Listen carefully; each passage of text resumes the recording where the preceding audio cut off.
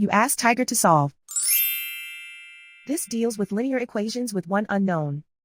The final result is d equals -7/6. Let's solve it step by step.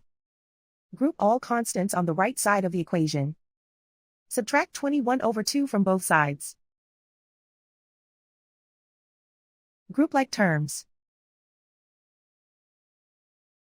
Combine the fractions. Combine the numerators.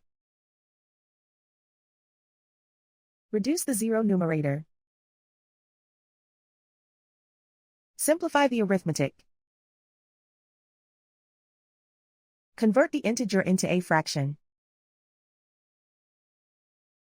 Combine the fractions. Combine the numerators. Isolate the d. Divide both sides by 3. Simplify the fraction. Simplify the arithmetic.